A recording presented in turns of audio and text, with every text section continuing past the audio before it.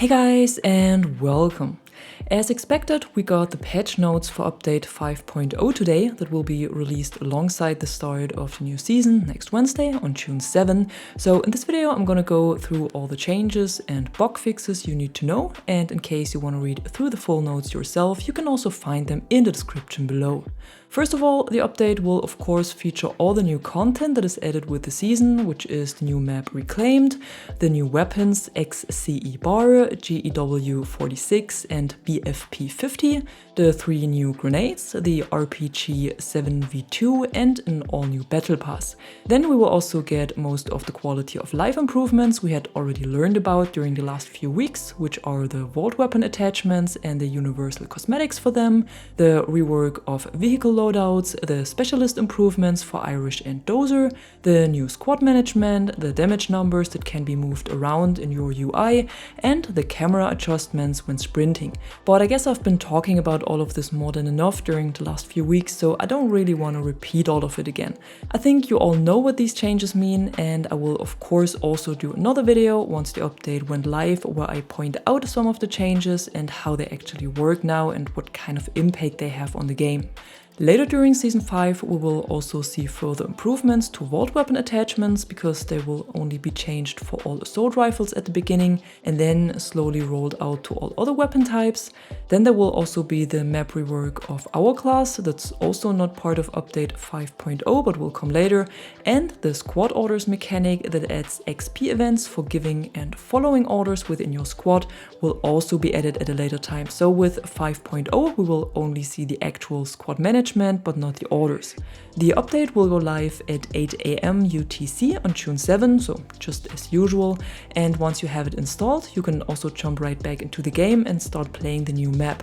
There will be the usual 24/7 playlists available for it in the modes Conquest and Breakthrough, and then 4 hours later at 12 o'clock you will be able to start your progression on the new season and on the battle pass and also complete the first weekly missions.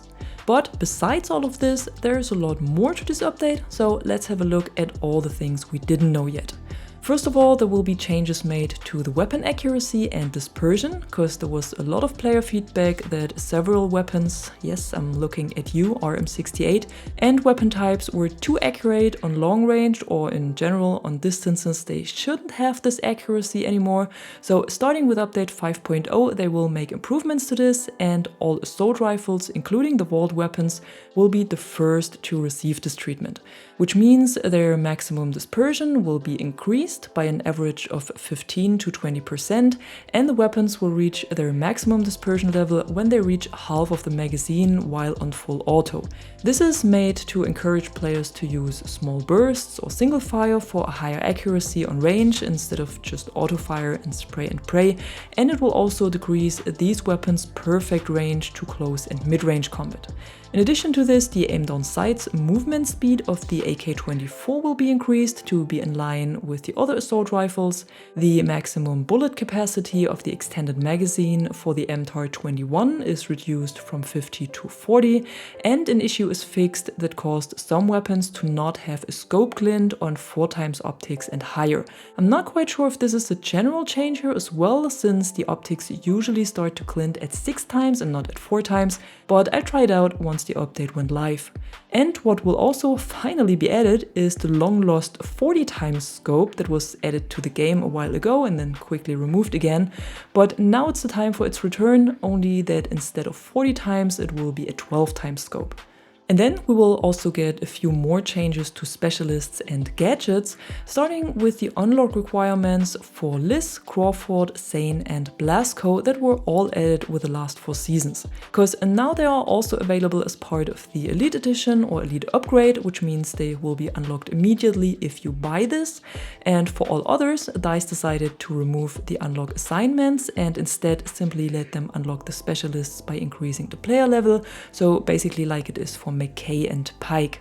Then there is also a thermal vision added to Casper's recon drone, but only when zooming in.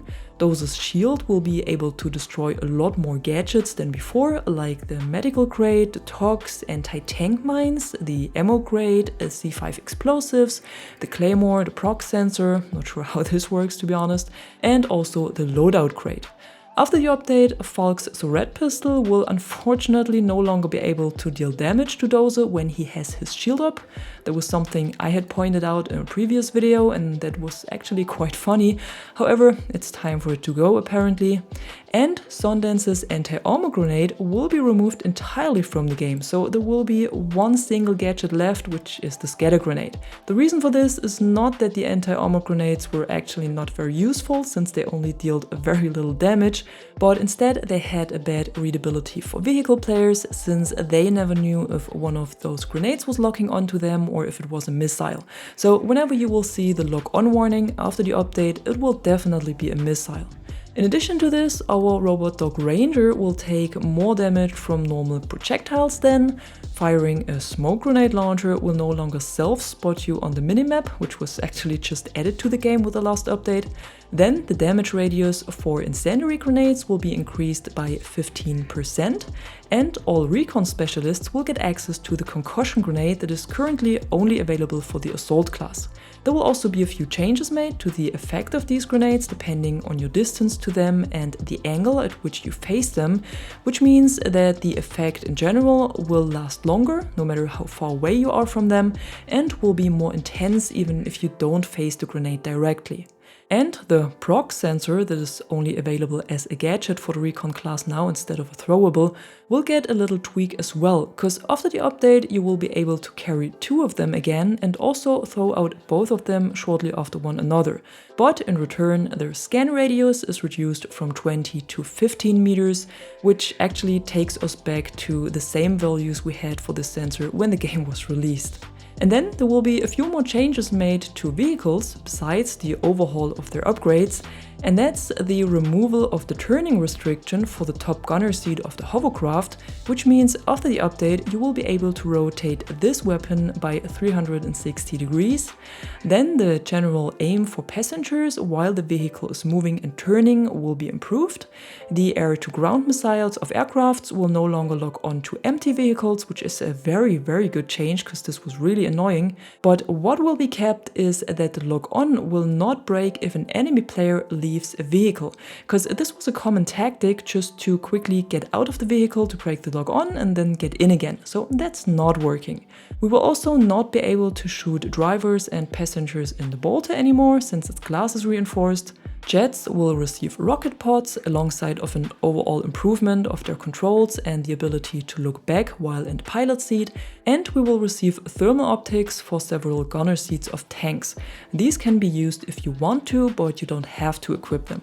In addition, we will finally get the option to decouple aiming from turning, but I will explain later on what all of this will mean. And with the update, ADS field of view will be enabled by default for all players. ADS field of view defines whether your personal FOV will be used when you aim down sights with your weapon, or if it uses the default FOV, which is at 50 I believe, and that means that you will have an additional zoom or not. This was turned off by default, so every player had this additional zoom, but it totally messes up your muscle memory, and that's why the devs decided to turn it on by default. If you don't like it, however, you can of course always turn it off again. And as a last point for this update, we finally get the option to create our own breakthrough experiences in Portal, and this will even be split up in breakthrough and breakthrough small. Right now I have no idea what breakthrough small could be, but I'll play around with it a bit once the update is live, and maybe it's something interesting. Let's see. However, that was it for today and all the important things you need to know about update 5.0 and what to expect alongside of the start of the new season. And if you enjoyed this video, don't forget to drop a like or a comment below and subscribe to the channel to stay tuned for more content like this. Until then, thanks for watching and thanks to my members for the additional support. I'm the Catwoman and you are awesome.